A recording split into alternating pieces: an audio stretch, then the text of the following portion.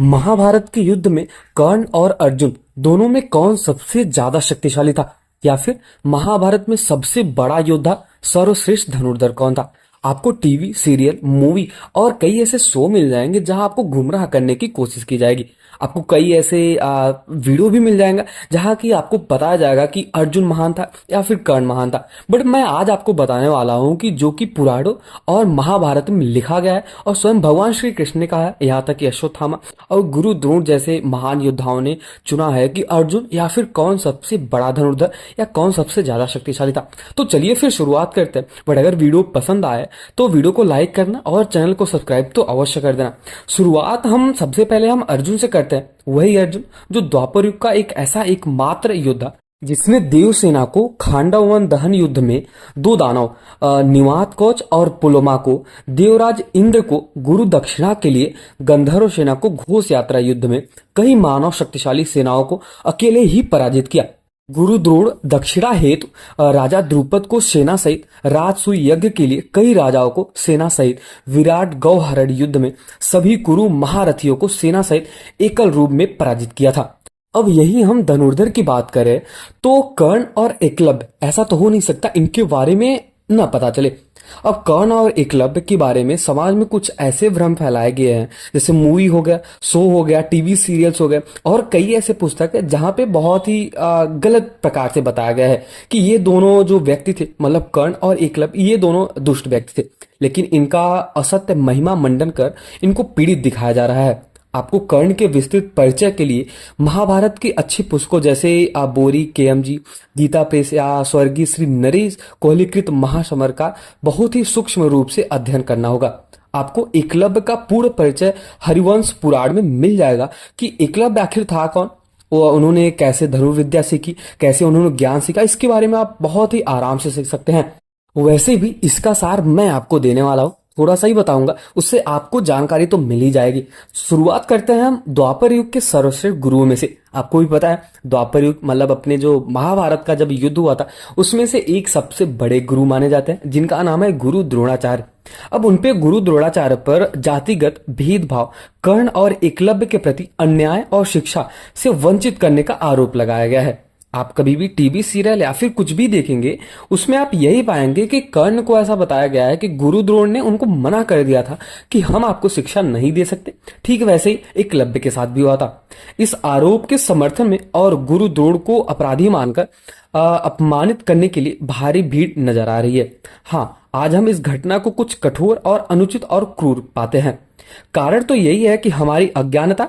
आजकल सनातन हिंदू धर्म के समाज के लोग केवल पैसा कमाने के लिए पढ़ते हैं। मैं आपको बताना चाहूंगा कि आप भी देखेंगे अगर ध्यान से, कई ऐसे टीवी सीरियल या फिर वीडियोस मिल जाएंगे जहां पे आपको गुरु द्रोण को गलत बताया जा रहा है और कर्ण और एकलव्य को भी गलत बताया जा रहा है कि ये लोग क्या थे, इनको शिक्षा नहीं मिली। ये ऐसी सारी चीजें हैं जो खाली पैसों के लिए सब कुछ किया जा रहा है।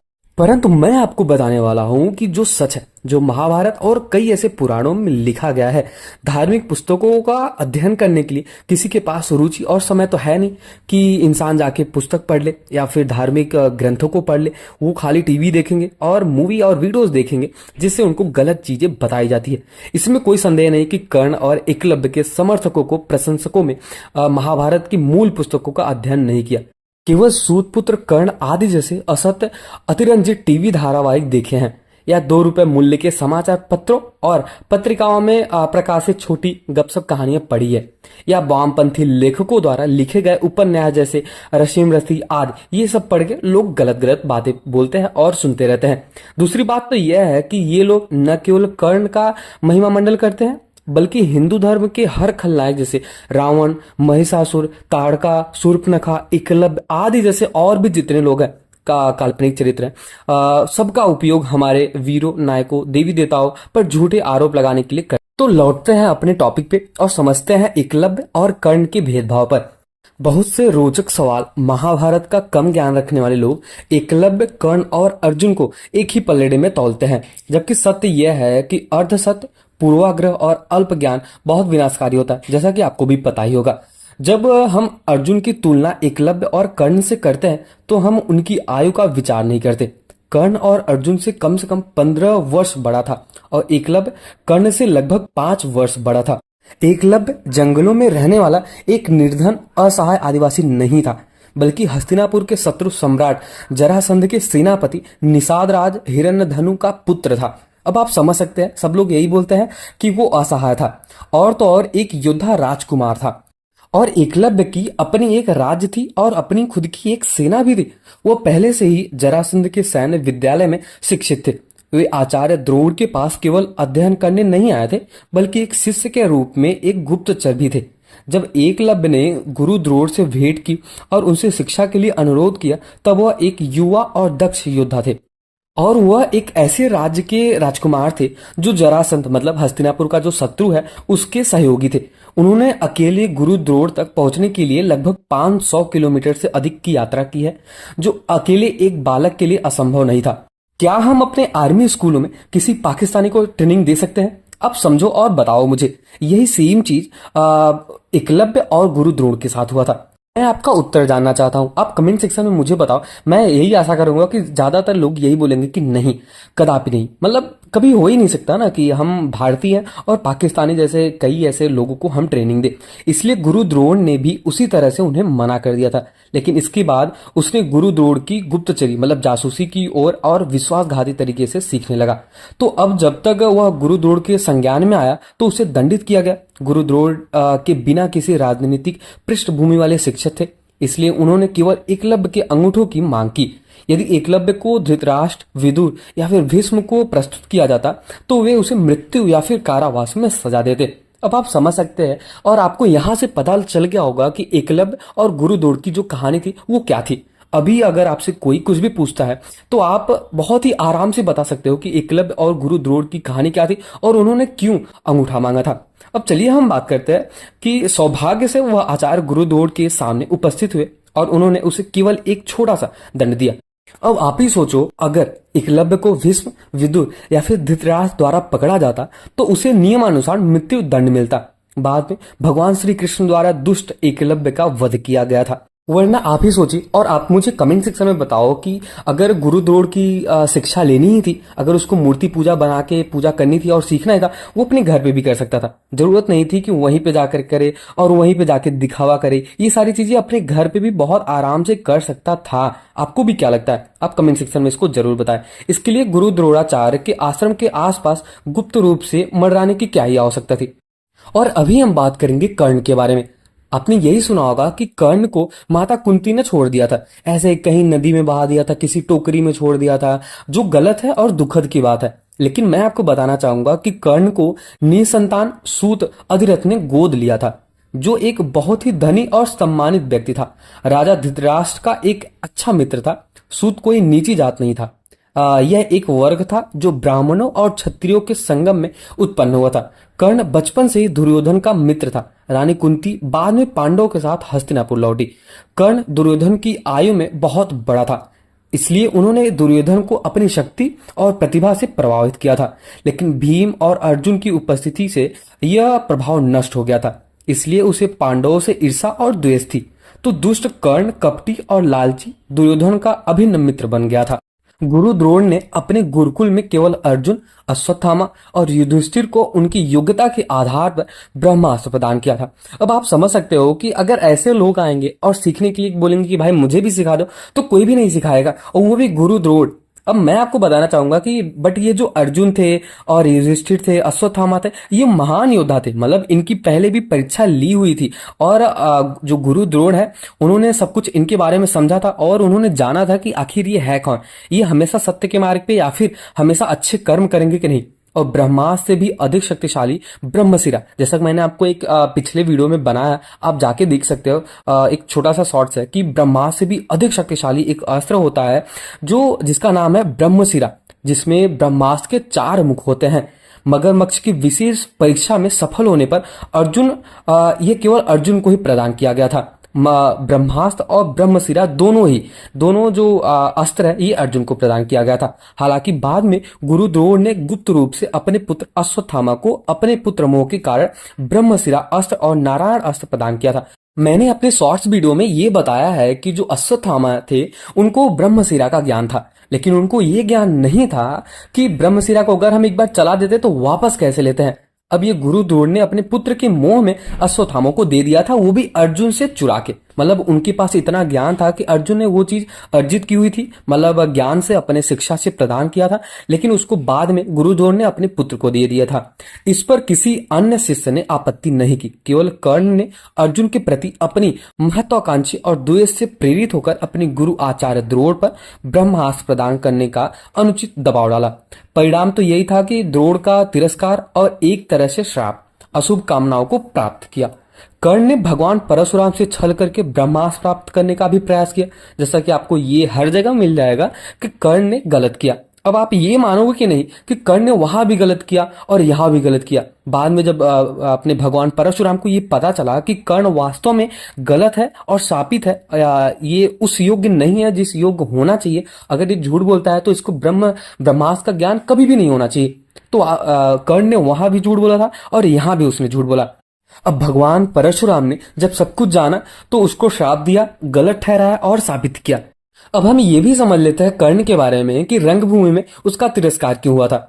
मैं आपको हर एक चीज कर्ण के बारे में बताना चाहूंगा जो आपको कभी भी नहीं पता होगा और शायद ही कोई बताया होगा। यदि आप दूसरों के निजी उत्सव में बिना निमंत्रण के पहुंच जाएंगे, अभी आप मैं एग्जांपल देता हूं कि अगर आप किसी के शादी में पहुंच जाते हो और बिना निमंत्रण के, तो क्या होगा। वैसे ही ठीक वैसे ही कर्ण के साथ हुआ था, और अपने श्रेष्ठ होने का गौरव प्रदर्शित करेंगे जैसे कर्ण ने किया था तो आपका अपमान तो होगा ही। ये भी तय है कि अगर आप किसी के शादी में जाते हैं और बिना पूछे खाने लगते हैं और उसमें भी जाके आप ठहाके मारते हैं, बात करते हैं, किसी और को डिस्टर्ब करते हैं, परेशान करते हैं, तो आपका अपमान तय है। गुरु द्रोण के गुरुकुल में हस्तिनापुर के कई मित्र राज्यों के राजकुमार भी शिष्य रहे थे, लेकिन उन्हें भी रंगभूमि पर आमंत्रित नहीं किया गया था। रंगभूमि का उत्सव हस्तिनापुर का एक निजी उत्सव था कि भाई जो हस्तिनापुर का वही आए और वही यहाँ पे आके अपना जो भी करना है उसको वो करे। अब कोई और बाहर ही आएगा तो ऑफकोर्स उसको गलत तो ठहरा ही जाएगा, अपमान तो होगा ही, जिसमें केवल कुरु राजाओं राजकुमारों को अपने कौशल का प्रदर्शन करने के लिए आमंत्रित किया गया था। कर्ण ने अभद्र तरीके से रंगभूमि में प्रवेश किया। पहली बात तो ये, अपने कौशल का प्रदर्शन करते हुए स्वयं को अर्जुन से श्रेष्ठ घोषित किया। अब यहाँ पे ये आप सोचिए कि पहले तो वो आया रंगभूमि में और उसने चलो ठीक है आ गया, कोई बात नहीं, आने के बाद ही रंगभूमि में प्रदर्शन करने लगा, मतलब कुछ भी करके कि अर्जुन जो है वो मुझसे श्रेष्ठ तो नहीं है। अब इतना भी अहंकार ठीक नहीं होता। अब इसके बाद कर्ण ने 15 साल छोटे अर्जुन को युद्ध की चुनौती देने लगते हैं कि भाई आप आके अभी मुझसे युद्ध करो।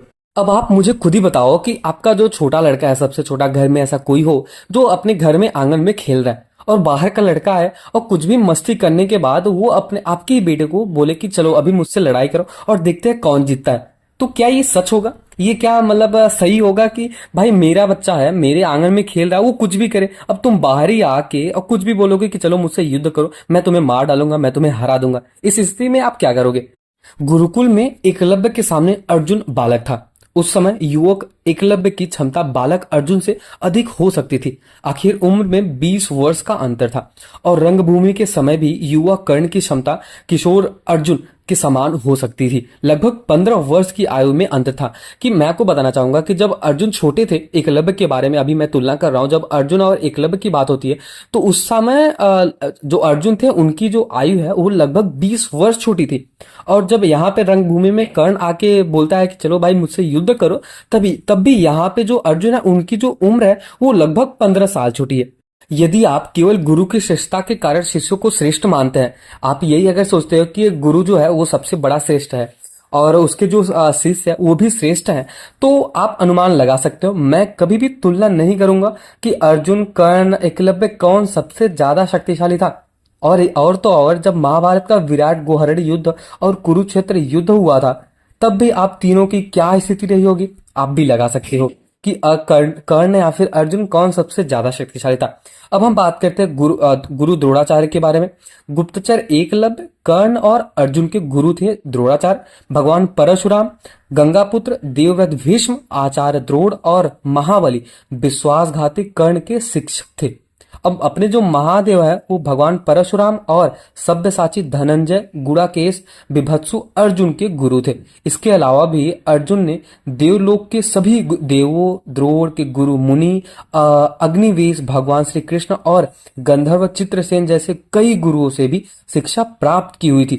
अब आप ही बता सकते हो कि सबसे बड़ा धनुर्धर कौन था।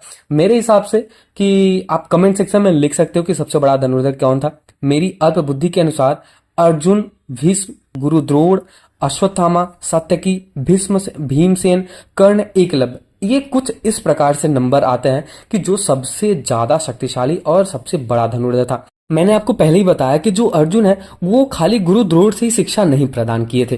कई ऐसे ऋषि मुनि थे, कई ऐसे ज्ञानी थे, कई ऐसे गुरु थे जिससे उन्होंने ज्ञान प्राप्त किया हुआ था। और इसके साथ ही साथ भगवान श्री परशुराम, भगवान श्री कृष्ण और महादेव शंकर ने स्वयं महाभारत कथा में व्यापक रूप से अर्जुन को सर्वश्रेष्ठ घोषित किया है। इसलिए संदेह की कोई संभावना नहीं कि कर्ण या फिर अर्जुन सबसे ज्यादा श्रेष्ठ कौन है। आप पूरा वीडियो देखो और पूरा सारांश जो है वो समझो और आप खुद समझ जाओगे कि अर्जुन या फिर कर्ण कौन सबसे ज्यादा शक्तिशाली था। मेरे हिसाब से तो मैंने अपना बता दिया, पूरे प्रूफ के साथ मैंने बताया कि जो युद्ध हुआ था और कैसे कैसे क्या चीजें हुई थी। मैं आपको इसका परिणाम भी दे सकता हूँ, मतलब अगर आपको कहीं लिखी हुई चाहिए तो मैं आपको वो भी दे सकता हूँ। आप खुद समझ सकते हो कि कौन सबसे ज्यादा महान था। मैंने आपको मेरे हिसाब से तो बता दिया कि अर्जुन, भीष्म, गुरु द्रोण, अश्वत्थामा, सात्यकी, भीमसेन, कर्ण, देन एकलव्य आते हैं। ये थे कुछ ऐसे धनुर्धर, कुछ ऐसे महाशक्तिशाली योद्धा जो महाभारत के युद्ध में शामिल हुए थे और इन्होंने युद्ध भी किया था। इसलिए अर्जुन सबसे जीत गए थे क्योंकि उनकी जो शिक्षा थी वो सबसे ऊपर थी और सबसे महान थी। तो अगर आपको ये वीडियो पसंद आया ही है तो आप वीडियो को लाइक कर सकते हैं और चैनल को भी सब्सक्राइब कर सकते हैं। और मेरी एक ही रिक्वेस्ट है कि कमेंट सेक्शन में आप भी एक बार तो जरूर लिखो कि कौन सबसे बड़ा धनुर्धर था। मिलते हैं किसी और वीडियो में। कमेंट सेक्शन में आप अपना राय जरूर दे के जाना, मैं ट्राई करूंगा। मैं आशा करता हूं कि आप कमेंट सेक्शन में जरूर कुछ ना कुछ लिख के जाएं। और कमेंट सेक्शन में जय श्री कृष्ण तो आपको लिखना है। मिलते हैं किसी और